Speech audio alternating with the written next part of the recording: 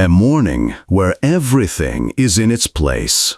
The chrome coffee machine hissed quietly in the white Manhattan penthouse kitchen, as if confirming a new day had begun. The countertop, white like the snowy slopes of Colorado, shimmered in the sunlight. Not a single stain. Everything polished, lined up with precision, as though someone had rehearsed the perfect morning for the cover of Architectural Digest. Alex woke up at exactly 5:45, as always. Not because he had to, but because he could. He had long since learned to run his life like a Swiss watch, precise, predictable, cold-blooded. His steps, heavy, measured, echoed through the apartment like on a stage. Tall, lean, with piercing blue eyes, dressed in a flawless tracksuit, he headed toward his private gym. There, too, everything was strict and exact. Black dumbbells arranged by weight, the treadmill waiting. 5 miles, he murmured to himself, putting on his headphones. He ran. Outside the window, New York was waking up. Alex didn't look at it. His eyes were locked on numbers, pulse, speed, distance. The body obeyed, breathing steady, but by the 3rd mile something odd happened, as if his heart skipped or added a beat, or just trembled in his chest. He frowned but kept running, brushed it off, probably the espresso or poor sleep. After the shower came the suit, dark blue, expensive, perfectly tailored. No tie. Confidence was the best accessory. A chime. The elevator was waiting. He slipped into a black Tesla with a driver. Soft jazz played in the cabin. His assistant handed him a tablet with the day's schedule. Alex nodded. Everything was familiar. Everything under control. His gaze fell on his watch, 7:33, exactly as it should be.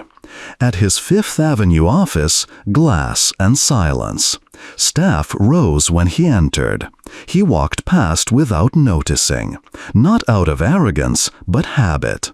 He had his own space, his own heights. Meetings went quickly.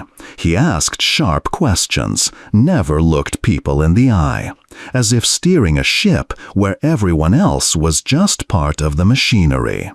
Lunch was in solitude. Rooftop restaurant, private room, 1 plate. The food was light, balanced. He didn't like it when food got in the way of thinking. Amid folders and charts, a pause. He caught himself staring at the window. Below, a crosswalk. A woman crossing with her child, holding the little hand tight. For a moment, something in the gesture caught him.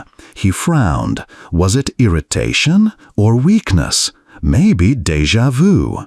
Fingers brushed his temple, a faint pulse. Nothing serious. He never got sick, ever. Late evening, silence in the apartment. He returned, took off his jacket, set his watch on the nightstand. Undressed slowly, glanced at himself in the mirror. Still lean, strong, but his eyes as if someone else were looking out from inside. The TV on. News, numbers, stock tickers. Not a single face, only charts. He liked that. Everything neat, clear, without emotions. He sank into a chair for a moment, closed his eyes. The room drowned in twilight. And again, that light spasm in his chest. He rose sharply, swatting away the thought. Not now. Tomorrow. Everything tomorrow. He slid into bed, alone. Sheets tight-tucked, hotel perfect. On his phone, reminders. Check partners. New site in San Francisco. Call the foundation. Everything in its place. He lay staring at the ceiling, unmoving, eyes open. Somewhere deep inside, a click. Almost silent, almost invisible, like the crack of a microfracture inside a machine. That's how Alex's day ended. A day where everything was by schedule, except for one thing: the feeling that in his perfect design, a crack had appeared. Alex knew how to cut off the unnecessary. He told himself it was a skill honed over years, the ability to focus, to avoid wasting time on feelings, doubts, or people who could become anchors. He had goals, and for them he gave up anything that didn't serve the mission. Once that seemed heroic, now just habit, like brushing his teeth in the morning. That evening when he came home, he didn't turn on the lights. Walked through the dark apartment, past the empty sofa, the fireplace no one ever asked to light, and the dining table where no one but him ever ate. The silence didn't press, it signaled status. It reminded him no one distracted him. He poured himself a glass of dry California wine, sat by the window, and stared at the city lights. Sometimes he remembered her. Her name almost erased from memory. Only fragments. Laughter, perfume, hair that always flew in the wind. They had studied together in the days when Alex still believed love and success could coexist. She dreamed of the theater, he of venture capital. He remembered the fight. She asked him to stay. He was packing for New York. She cried. He explained, "You don't understand. This is my chance." She embraced. He pulled away. He left and never called. Later came a friend, close, almost a brother. They started together, worked late nights, dreamed of building something of their own. One day, the friend suggested a turn. Enough just making money. Let's do something for people, a shelter, a foundation, something real. Alex refused, harshly, without a second thought. "I'm not playing philanthropist. I'm building an empire." They never spoke again. He recalled these scenes like old film reels, without regret, without bitterness, just facts. He had stayed true to himself for results. And the results were there. A whole system, businesses, properties, networks, connections, everything imaginable except tenderness. By 40, he had become an armadillo, respected, feared, pursued. In negotiations, he never raised his voice. He didn't need to. His gaze was enough. Women came and went, beautiful, smart, but fleeting. He told himself it was better that way. No commitments, no vulnerability, no betrayals, because no one ever got close enough. His phone lit up with a new notification. Another business magazine article about him. How to build an empire from scratch. His quotes. He had given them himself. But now, reading them, he didn't recognize his own words. Don't get distracted by feelings. They interfere with decisions. He stared at that line as if it were someone else's signature. And for the first time, he felt a flicker of irritation. He paced through empty rooms, guest bedroom, home theater, office, master suite, each immaculate, not a single stray object, as if no one lived there, as if life were only rehearsed. He stopped by the old piano. He hadn't touched it in 10 years, but hadn't thrown it away. Once he used to play, badly, but with soul. Cautiously pressed a key. A thin sound filled the silence and died instantly. He thought the house shuttered. He switched off the light and went to bed. Placed the phone face down so as not to see the alerts. That night, sleep didn't come. He thought, not about deals, not about negotiations. He remembered how he walked away from love, how he closed the door on a friend, how he forgot how to embrace. Not because he didn't want to, but because he was afraid of being weak. By dawn, he was already sitting by the window, exhausted, eyes empty. No pain, but something was shifting inside, as if an abandoned attic inside him was creaking open. There were scents of childhood there, laughter, sadness, a desire to be needed, not just respected. Alex stood, walked to the mirror, looked into his own eyes, long, and for the first time in years there was no confidence. Something else instead, something that felt like a question.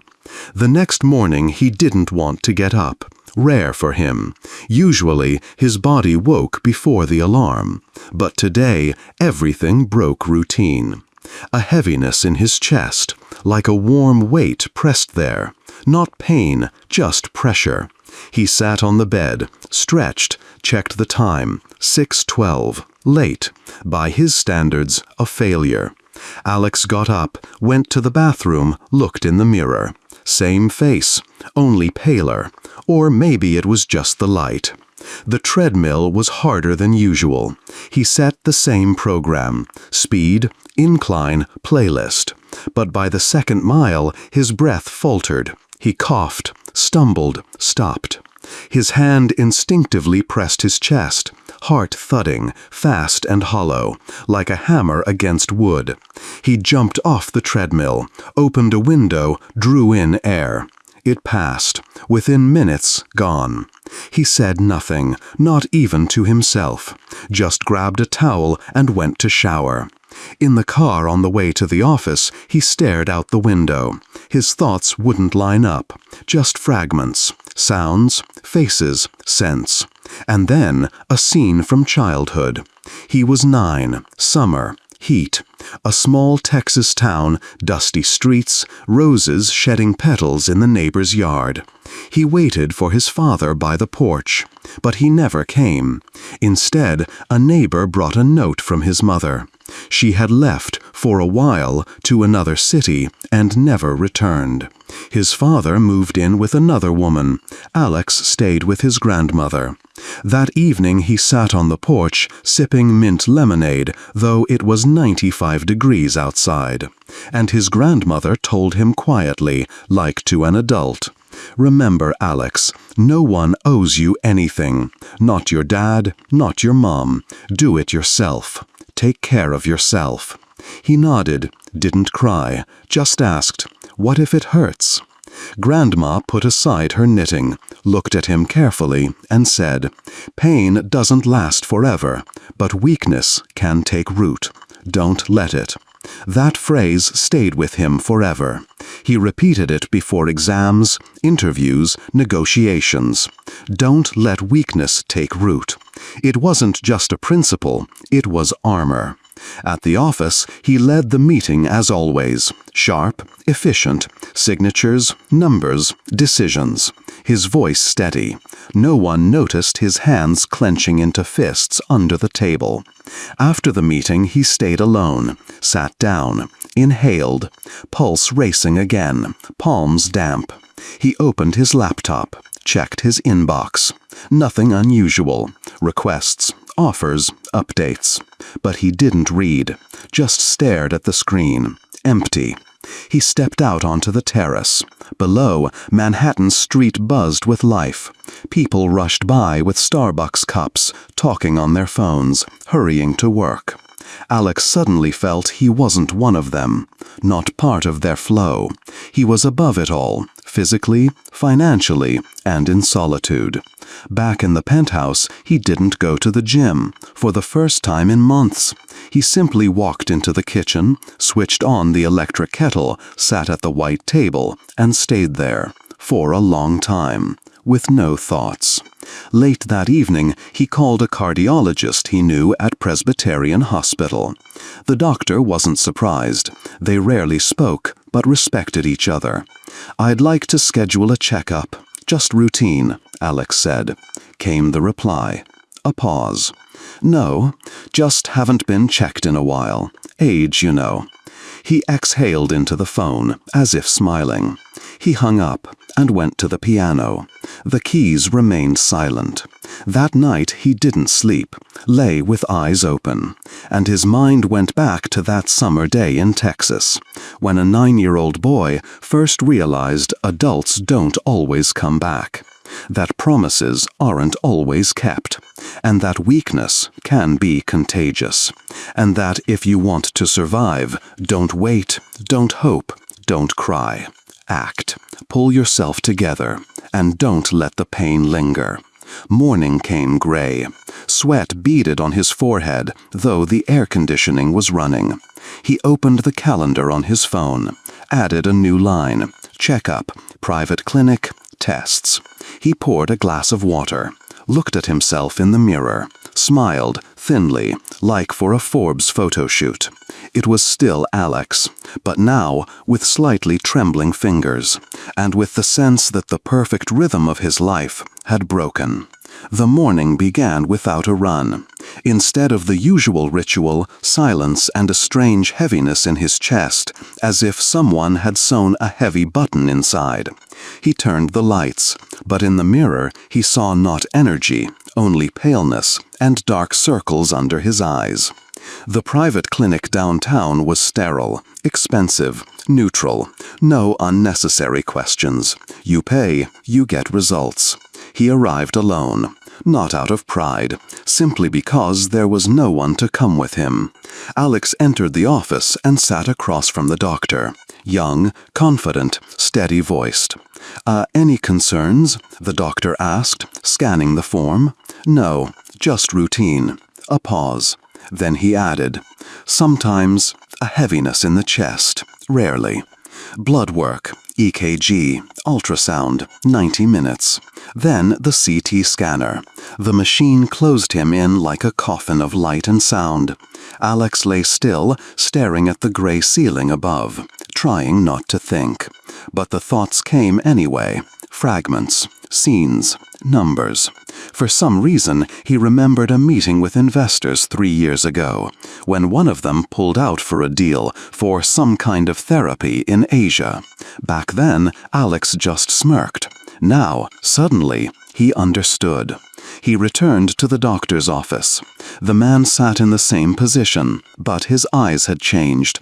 Not pity, not alarm. A restrained caution, like a banker who had just spotted a hole in the ledger. "Look," the doctor turned the monitor. "We need to confirm something.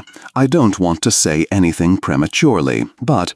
His voice was calm, careful, as if politely moving a grenade without touching it. "What exactly do you see?" Alex couldn't stand uncertainty. The answer came like a verdict. "There's a suspected mass." He heard nothing after that. Just 2 words, pounding and terrible. Tumor, inoperable. Everything else drowned out. The doctor kept talking, about biopsies, about additional tests, about how it's too early to conclude. Alex watched him as though through glass, as if it were happening to someone else. He walked out of the clinic, into bright sunshine. The light felt too sharp, the people too loud.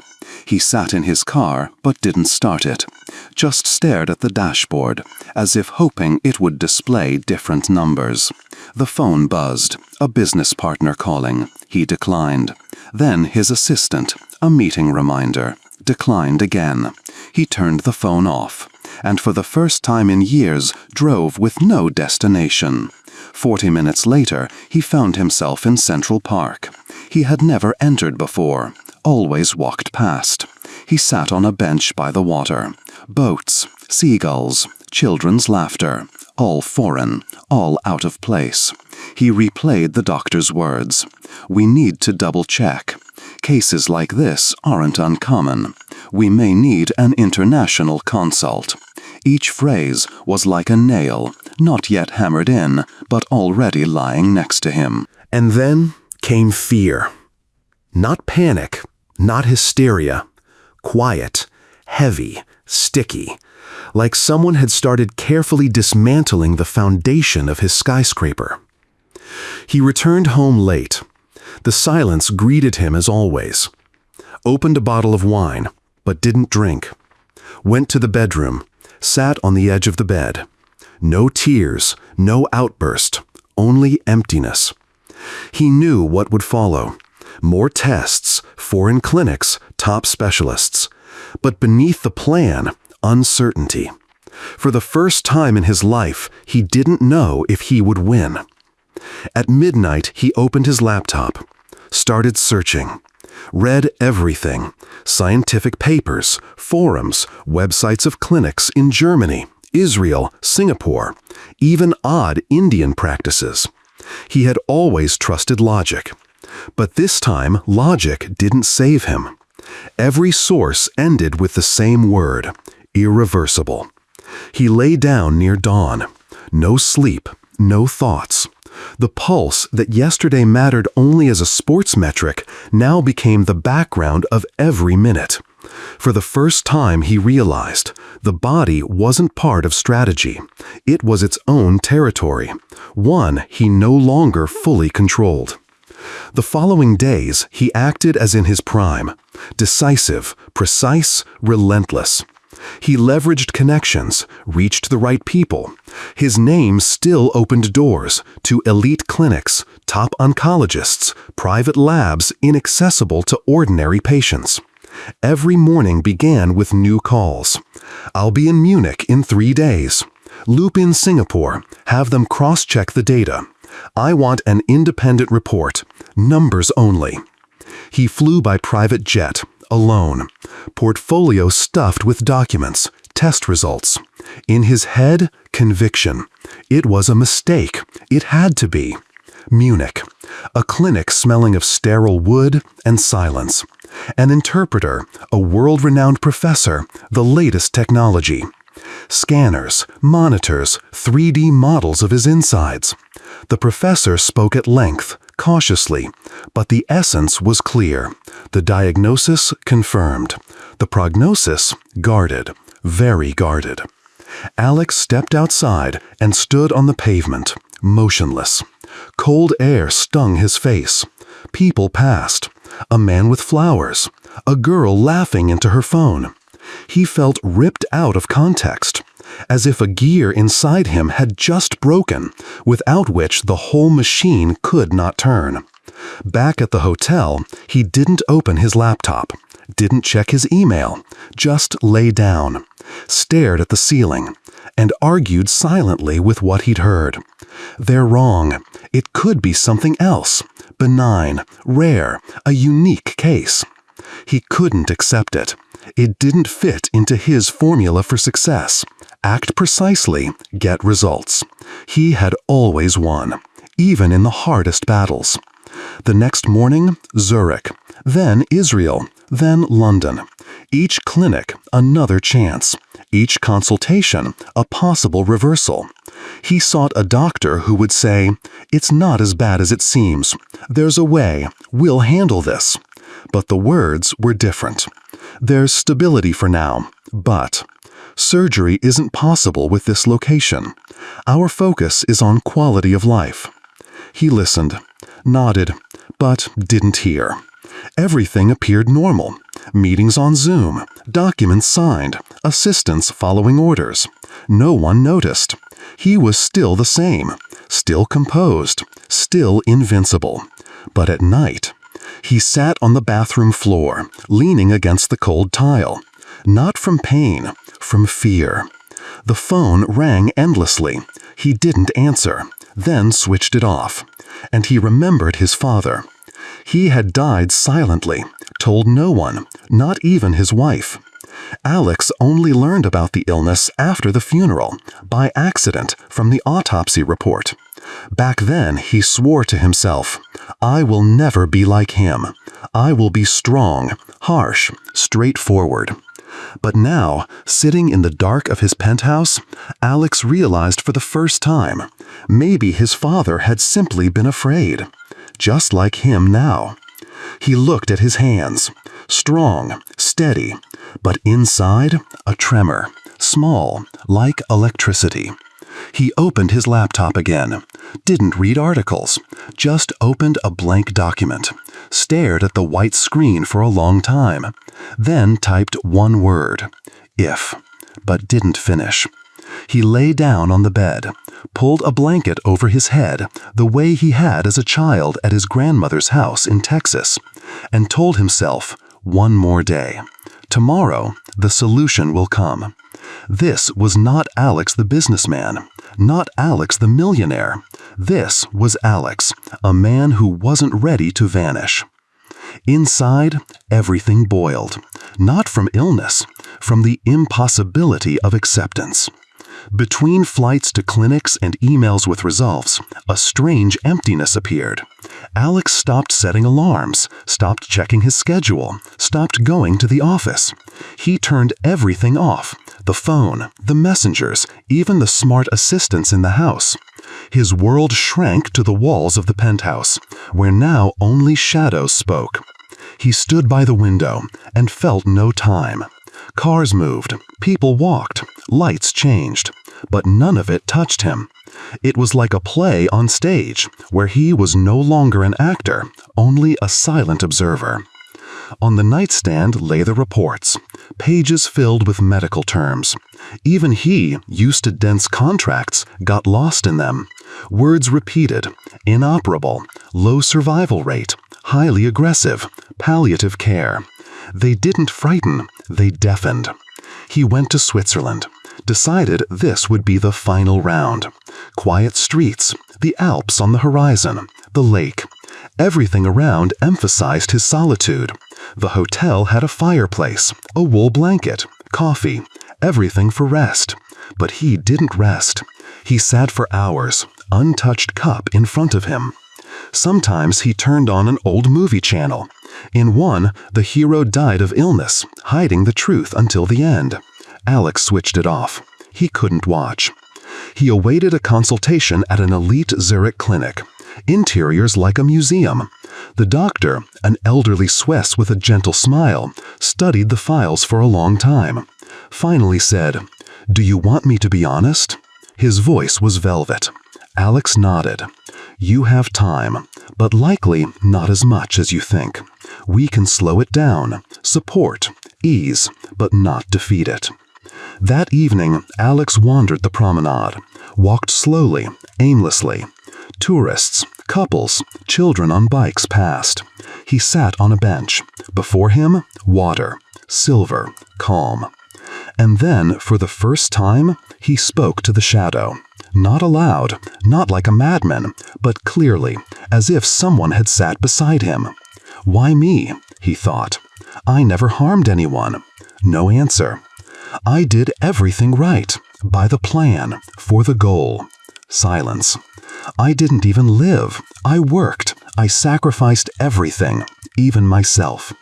The shadow was near, faceless, heavy, like a loss not yet come, but looming.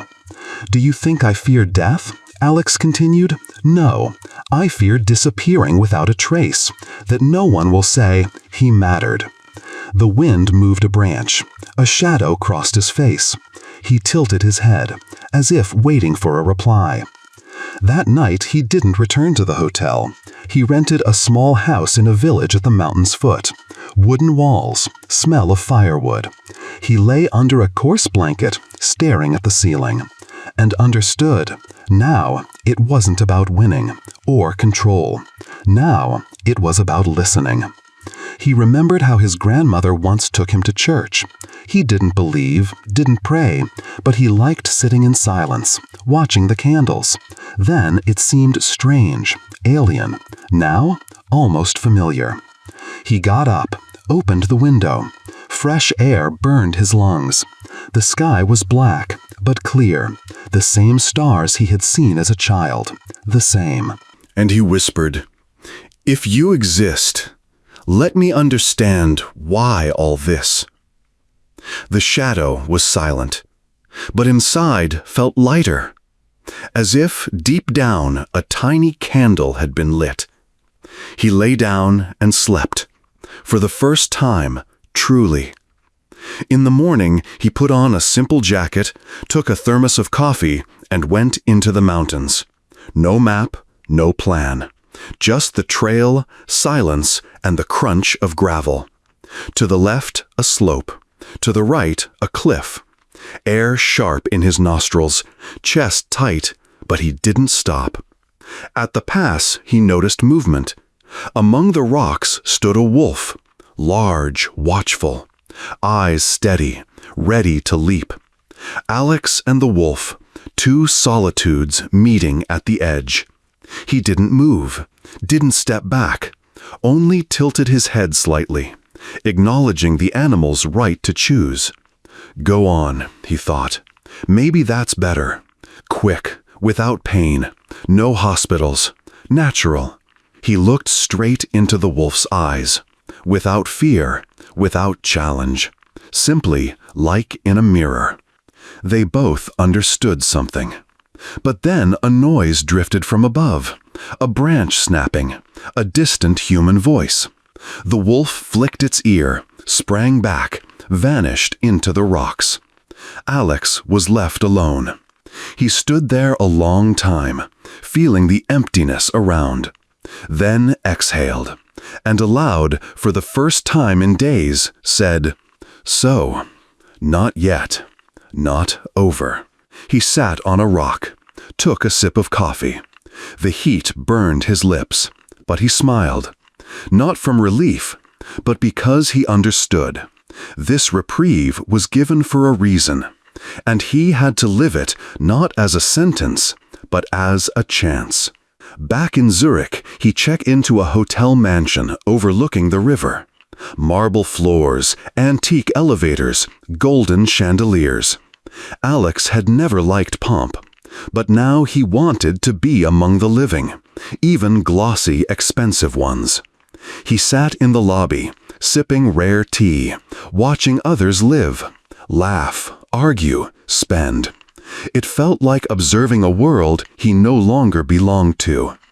On the third day, a woman approached him, tall, elegant, restrained, with deep eyes. She greeted him in French, said she was from Paris, worked in an art foundation, asked if she wanted to see a contemporary art exhibit. He agreed, not out of interest, out of courtesy, or loneliness. The exhibit was strange. Glass masks, video installations, frozen clocks. He understood little, but listened to her explanations. He listened to her intonations. They had lunch together. For the first time in days, he laughed. The next day, she appeared in the lobby again, by chance. Breakfast, then shopping, then wine. He almost let himself forget. Almost. But on the third evening, she asked, casually, with a smile, "You seem like a man who controls half of Europe. Forgive me if it's blunt, but Forbes didn't include you in the list. Was that by your request?" He smiled, but inside something clenched. Not at the words, but at the way they were said. Too easy, too rehearsed. As if she were clarifying not identity, but price. He knew then there would be nothing between them. The next morning, he canceled all meetings, ignored her calls. Not because she was bad, no. Simply because she saw in him status, a possibility, not a person. He stood at the window of his suite. Below, taxis passed. Students laughed.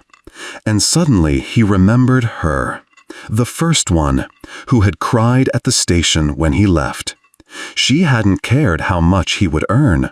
She only cared if he would stay. And he had left. In the mirror, he saw himself again. The same. And entirely different. Now he wasn't searching for emotions. He was searching for truth. In people, in himself, in unguarded glances. And that, too, was part of the path. He returned home. Zurich was behind him, like a mirage, with its silent galleries, polished faces, filtered calm. He flew business class, but felt as if returning on a freight flight. Inside, a hum of emptiness, like wires pulled through his chest, but the current long since cut. The city greeted him with cool air. Cars slid by, shop windows glittered, rhythm pulsed. But he walked slowly. For the first time in years, he was in no hurry. At the corner pharmacy, under the dim streetlight, he saw a woman in a gray jacket, burdened with heavy bags. Beside her, a boy of about 8, thin, with eyes older than his years. They were trying to lift a fallen box of cereal. The cart was stuck, front wheel jammed. Alex stepped forward without thinking, picked up the box, steadied the cart. The woman looked up, startled, then grateful. "Thank you," she said in Russian, her voice warm, weary. "It gets stuck all the time." He nodded, was about to leave. But the boy suddenly said, "Your tie is really stylish." Alex smiled, not out of politeness, out of surprise. It had been a long time since anyone talked to him about a tie, rather than a deal or a contract. "Thank you, I tried." They both laughed, he and the boy. The woman smiled too, plain, a bit tired, but with gentle features. No makeup. Eyes blue like the sky over the Alps, where he had recently whispered his fears into the void. "Want me to help carry these?" he asked, not knowing why. She was surprised, but didn't refuse. They walked a block together. The talk was light, about the weather, how groceries had gotten harder, about prices. She didn't recognize him, didn't realize who she was, and that made it easier. "I'm Sandra," she said when she was about to leave, "and this is my son, Michael." He introduced himself simply, Alex. No last name, no Mr., just Alex. "Thank you," she added. "People don't often stop these days, but you did." He nodded, said nothing. He left, but after a couple of houses he stopped. Without turning back, he thought, "They looked at me like a person, not a wallet, not a diagnosis." That night he couldn't sleep for a long time. In his head, no reports, no scans. Only the boy's face, clutching a cereal box, and the line, "Cool tie." He realized that for the first time in months, he felt not anxiety, not fear, not strain, but a simple warmth. Brief, real. Morning began with the usual automatic motion. He woke before the alarm, old habit, but his body felt heavier. He got up slowly, splashed his face with cold water, looked in the mirror. Same face, different eyes. Something heavy and mute had settled there. He tried to drop into his rhythm. Coffee, quick notes on his phone, work emails. But his fingers lingered over the keyboard. His thoughts returned to the previous evening. The woman, the boy, his own unexpected reaction. Why had it touched him? He was ready with rational explanations. Fatigue, the aftermath of the diagnosis. But they didn't convince him. There was something else, something personal. After lunch, he went out with no destination. He walked past shop windows that once had his former wants. Watches, contracts, the politics of big money. All of it seemed dull now, like a film gone out of focus. He turned the corner. Alex was almost surprised to find himself at the same pharmacy, where he'd helped the woman the day before. Sandra stood there again, with bags. Michael, too, studying the children's vitamins in the window. She didn't see him at first, and Alex was going to pass by, not breaking the coincidence. But at the last moment, she turned and smiled, without a trace of awkwardness. The smile you give someone who feels familiar. "Hello," she said first. "Here we are again." "Fate," he answered, and surprised himself. He didn't usually say things like that. "We're always having little adventures," she smirked, nodding at the cart. "Today it's fine, thank God." He nodded, studied her a moment longer than etiquette allowed. She noticed, but didn't look away. Her face had something transparent. No mask. For the first time in a long while, I was interested not in what she did for work or how much she made, but how she lived. "Do you live nearby?" she asked, a bit embarrassed, as if realizing she was curious too. "Yes, in the area. Temporarily," he said, truthful but not revealing. She nodded. Then, softer, "Michael talked about you all evening yesterday. He rarely opens up to people. He hardly has friends. We move a lot." Alex frowned slightly. "Why?" She hesitated, then answered, "I'm a caregiver. I move wherever the job is. Sometimes a nursing home, sometimes a bedridden patient whose family only visits on holidays. Now I'm with a woman after a stroke. We're at her place for now, but it's temporary." She spoke calmly, without self-pity. That struck him most of all. "May I treat you to something?" he asked. "Coffee, tea, anything. No formalities." She was taken aback, but didn't refuse. "There's a bakery nearby," she said. "They have good hand pies, homemade." Perfect. They sat by the window drinking tea. She chose the simplest thing on the menu, apologizing with her eyes for ordering it all. He, for the first time in ages, ate a warm potato pie and didn't think about calories. Michael watched the street and peppered them with questions. Why do leaves turn yellow first and then brown? Have you ever ridden on sled dogs? Did you have a dream when you were a kid? Alex answered with surprising honesty. Half an hour later, he realized he didn't want to leave. But inside, tension was building. He could feel fear stirring in his chest. Not the illness, no, the fear of being seen, truly seen, without armor. He didn't know who these people were. A woman he'd seen twice in his life, a boy he'd only just begun to joke with. But something told him they could change him, and he wasn't sure he wanted that. "You're probably an important person, aren't you?" Sandra asked suddenly. "I can hear it in your voice, and your gaze, it's very direct." He smirked.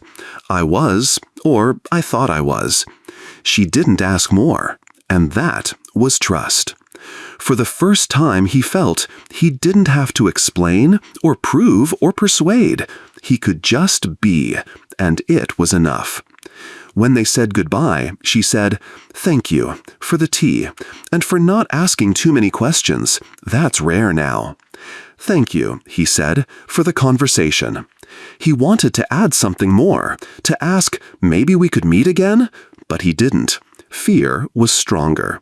Still, for now. He watched them go, slow, unhurried. She held her son's hand. The boy turned, waved, and Alex smiled again, almost like a child. Back home, he sat in his chair. For the first time in many weeks, he didn't open documents, didn't scroll the news. He just sat. And in his head, the question sounded again. What if, many years ago, I had chosen not New York, but her, would I be different? He didn't know, but now he felt that maybe he still had a chance, not to fix everything, but at least to understand. He went to bed without turning off the hall light, like in childhood, when you want someone to be nearby. And he fell asleep without dreams. He found himself in their neighborhood more and more often. At first, supposedly accidental walks, to get some air, a stroll after lunch. Then he began planning routes in advance, so that, by chance, he'd end up near the familiar bakery or pharmacy. No goal, no plan, only waiting. Quiet, childlike. Sandra and Michael didn't show up every time, but when they did, the day gained weight. Not importance, weight, the very sense of meaning he'd been missing. He brought Michael a book, an old edition of Andersen's fairy tales, with engravings that Alex had kept since childhood. The book smelled of paper, time, and a special kind of coziness. The boy clutched it as if he'd been given a key to a magic castle, and Alex felt it, the response, not to money, not to a name, to a gesture. He gave Sandra a thermos, simple but beautiful. "Tea is better outdoors when there's someone to talk to," he said. She nodded and smiled, the way you smile at someone who has truly noticed you in the gray current of days. Their walks became regular. Sometimes just a park bench, sometimes a quick tea, where Michael told how he had built a robot from a kit, and Sandra remembered her grandmother's garden in the suburbs. Alex increasingly caught himself waiting for these conversations, not as a break from pain or fear, but as a return to a self he hadn't seen in a long time. He still said nothing about the illness, or about himself. He tried not to overplay, not to invite questions, no hint of status, no word about the past, only the present. They accepted him like that. One day, while Sandra was straightening Michael's scarf and whispering something to him, Alex caught himself on a strange feeling. He wanted to stay, not to leave after the walk, not to go back to an empty apartment with perfectly ironed duvet covers, to stay there, where the smell of baked goods mixed with a child's laughter, and warmth came not from radiators, but from words. He started writing down what he felt, not articles, not reports, short lines in a notebook he kept by the bed. Today, Michael said, "Birds don't have backpacks because they carry everything with them." I thought, my backpack is made of deals, numbers, and fears. It's heavier than I knew.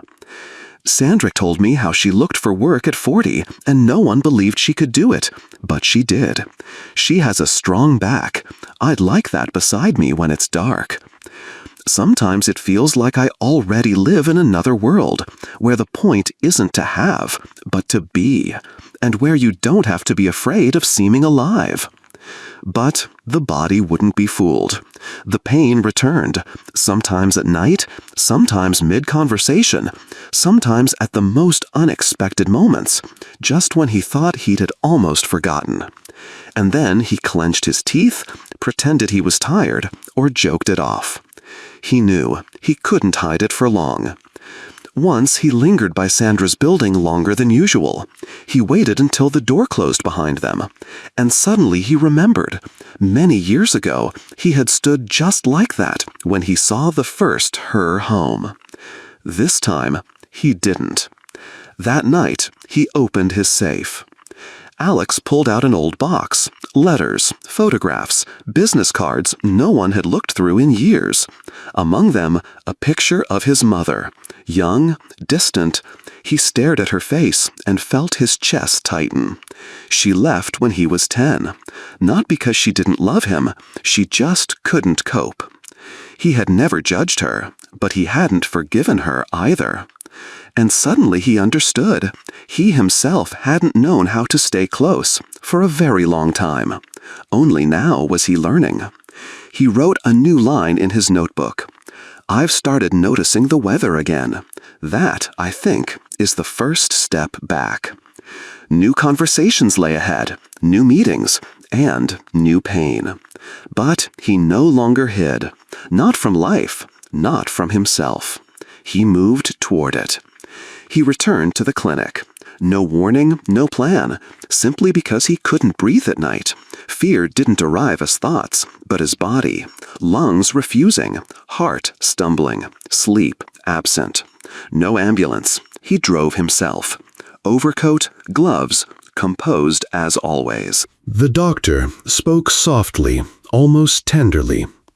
"We expected this. Your form is aggressive, but we can slow it. The question is whether you're ready for therapy. It will be very hard." Alex said nothing, staring at the diagram of cells multiplying and destroying everything around them, almost like a hostile business plan. "Start," he said at last, "the sooner the better." He didn't tell Sandra. He only mentioned, "I need to be away for a couple of days for work." She didn't pry, and he valued that. Those 2 days stretched like a lifetime. The first steps of therapy came earlier than he'd expected. Nausea, weakness, a metallic taste, food impossible. stronger, harsher than he'd imagined. The room was quiet, only the IV dripping into his vein. He sat staring at the white wall, his head empty, no plans, no control, only the thought, so this is what it is, to be not made of iron. When he returned, Sandra met him in the courtyard. "You look worn out," she said, searching his face. "Work," he waved it off. "Clients squeezed every drop, same as always." She smiled, but her eyes didn't believe him. From that moment, something changed, not sharply, like a crack running through glass. He grew quieter, but rougher, in gestures, in tone. Michael would ask a question. He'd answer curtly, later. Sandra would start to tell him something. He'd cut in, not now. A storm raged inside him. He didn't know how to share it, so he closed up. She felt it. She didn't know what it was, but she felt it. Sometimes he left mid-conversation without saying goodbye. Sometimes he vanished for days. Sometimes his replies were single words, okay, tomorrow, busy. And doubt began to stir in Sandra, quiet, insistent. Had she been wrong about him? One evening, after Michael fell asleep, they sat in the kitchen. He, silent, she with a cup of tea. "You're different," she said at last, "not the way you were even a week ago. You're pulling away. It's not fatigue. It's as if you're going somewhere I can't follow." He wanted to snap back, but stopped, because he knew she was right. "There are times when it's better to keep quiet," he said. "And times when it's better to be honest," she replied. "I don't ask about your past, but right now you're not here. Not with your heart, not with your head, and that scares me." He stood up and left, without a goodbye. It was drizzling. He shook, fever or fury at himself, he couldn't tell. He knew it wasn't her fault, but he wanted to disappear, not be weak, not be pitiful. That night he sat at the piano again, pressed a single key. The note trembled, like he did. Morning, silence. A text from Sandra. "How are you?" He didn't open it. He sat by the window, and for the first time in a long while, his heart didn't beat like a winner's. It beat like a man's who feared being a disappointment. And in that, there was a new truth. Bitter, but real. He went back to the hospital. Chemo, procedures, machines. Once he felt suddenly awful right there at the drip. Bitterness in his mouth, cold sweat, legs like cotton. An orderly caught him as he tried to stand.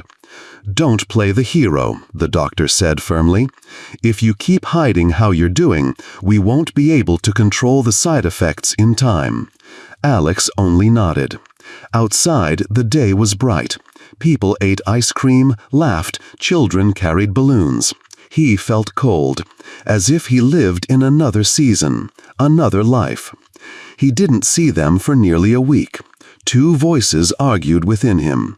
One said, "Disappear now, before it's too late." The other, quiet, stubborn, "They're already close, and so are you." On the fifth evening he called. "May I stop by?" "Of course," Sandra said. No pause. He understood. She'd been waiting. When he entered, the room smelled of apple pie. Michael was drawing by the window. He looked up and smiled. "You disappeared," he said. "Just a fact."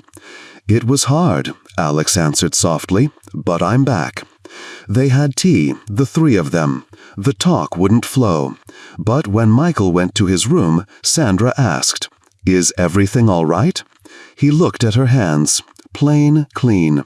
"No," he said. A long pause. He drew a breath. "I'm sick, Sandra." She didn't understand at first. "I have cancer. Inoperable. Diagnosed a month ago. I'm undergoing chemo. The odds aren't great." He waited. Not for tears, not for pity. For a reaction. She sat in silence. Didn't flinch, didn't gasp. only laced her fingers tighter. "Why didn't you tell me?" "Because I was afraid that you'd leave, that I'd become a burden, not a person. And instead, you became a stranger." He lowered his eyes. "I'm not a doctor," she said. "I can't save you, but I can stay, if you want that." "I do," he said, openly, for the first time. He stayed longer that evening. Michael showed him drawings. Sandra fried toast. Everything was simple, human. At the door, she touched his shoulder. "Don't disappear like that again. I've already lived through loneliness. I can't do it twice." He nodded. Back home, he opened his laptop, created a file, "If I don't make it in time." He began to write, not a will, a letter, about life, about fear, about how being human is harder than being strong. From that moment, there were no secrets between them, only pain and time. But beside him were those who hadn't turned away. It wasn't salvation, but it was hope. Every morning began with her message, "How are you feeling?" Every Sunday with a walk where Michael fed pigeons and tried to teach Alex to toss bread with accuracy. And every evening, if he didn't come, he missed their voices. Once they made dumplings together, in the small kitchen, smelling of dough and laughter. Michael dusted head to toe in flour, Sandra in an old apron that read Daddy's Girl, Alex in a rolled-sleeve shirt with a strange lightness in his shoulders. He couldn't remember the last time he'd felt not needed, but needing. "We're a family now?" Michael asked suddenly. Alex froze, Sandra too. "If you don't mind, I mean," the boy added, looking straight at him. Alex exhaled, felt something fragile shift inside him. "I don't mind, Michael. I'm all for it." He didn't tell them about the estate planning. He handled it quietly through attorneys. The apartment to Sandra, a savings account in Michael's name, a small foundation for families facing severe diagnoses. He didn't do it for grandeur. He just wanted something to remain, so that when he was gone, there would be not only memory, but action. At Christmas, he came to them dressed as Santa Claus. The Santa hat slipped to the side, the beard hung crooked on its strap, but Michael squealed with delight. Sandra watched them with a smile that carried everything at once: tenderness, gratitude, pain, and fear. She already knew time was no longer hers to control. But that evening, they did not live by time. They lived by the moment. Alex gave Michael a globe, the very same one that had once stood in his office. The boy spun it and asked, "Were you here, and on the Galapagos?" Alex laughed. "No, I never made it there. I hope you will." When the clock struck midnight, Sandra lit a candle. "To the fact that we met," she said, "even if not forever, but not by chance." He looked at the flame, at her face in the glow, at his son asleep in the chair with a teddy bear. And he knew everything he had built over the years he would trade for this one evening, without hesitation. That night, while they slept, he sat by the window with a cup of tea. Snow drifted outside. The room smelled of cinnamon, pine, and life. He opened his notebook and wrote, "I never knew you could be needed just for being here. Not for money, not for status, but simply because you laugh, because you listen, because your hands are warm around a mug. That is what home is." He didn't know how much time was left, days, weeks, maybe months. But now he no longer counted in numbers. He counted in moments.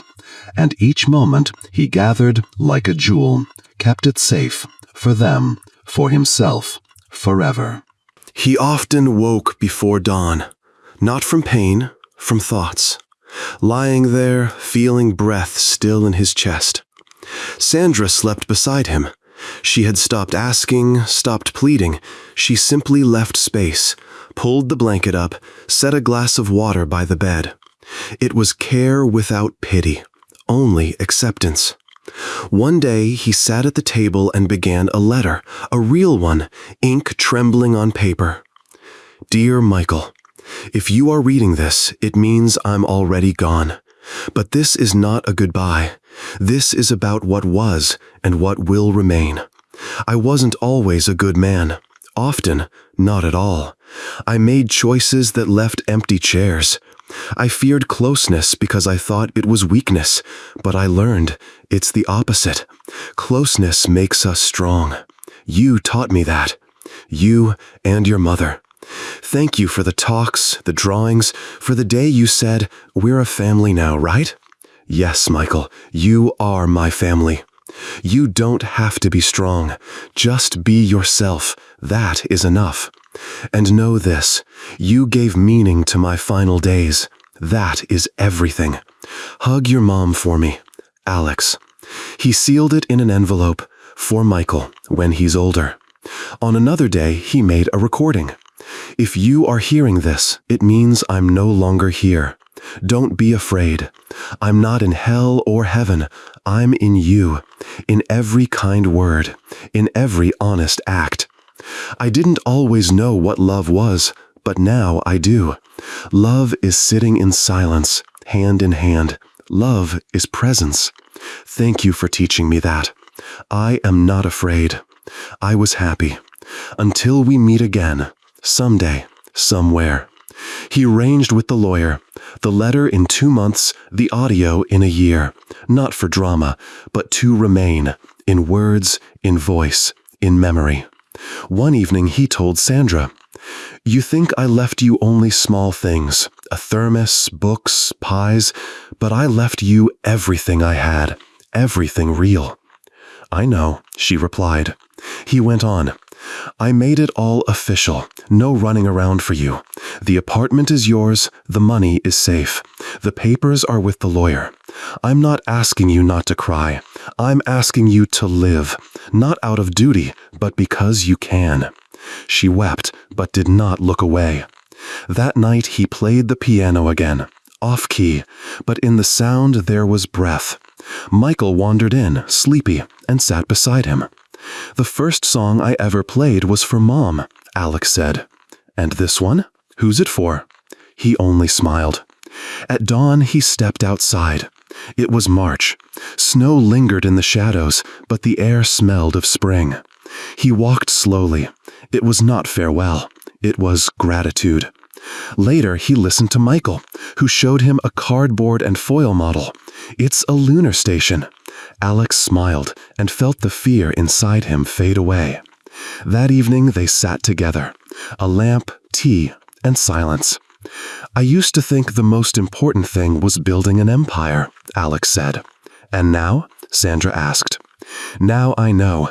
The greatest thing you can build is a place where you are awaited." That night he fell asleep with his hand resting on Michael's pillow.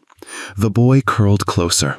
Sandra read in the chair, glancing at them now and then. He slipped away in his sleep, not in fear, not in darkness, but in peace. The funeral was modest, as he wished. Sandra stood at the grave, holding Michael's hand. "He didn't leave," the boy said. "He just became quiet." 2 months later, Sandra received the letter. A year later, the recording. Michael listened and said, he knew everything, even when he was silent. And they kept on living, not just moving on, not just enduring. They lived. Sandra joined the foundation in his name. Michael went to a school for gifted children. He wrote poems. He said, "There's a universe in my head, and Alex is there, watching the stars." One day, Sandra opened the piano, pressed a single key. The sound was fragile, but warm. And it became clear, Alex had not lost. He had finally reached what he had delayed his whole life, his true self. We live as if we have infinite time. We postpone talks, touches, confessions. We think victory lies in numbers and speed. But one day we hear breath beside us and realize victory was always here, in being not important, but needed. And if one day we leave, let it not be business, an apartment, a title we leave behind, but one thing, the memory that with us, someone could simply be. That is life, not by plan, but by love.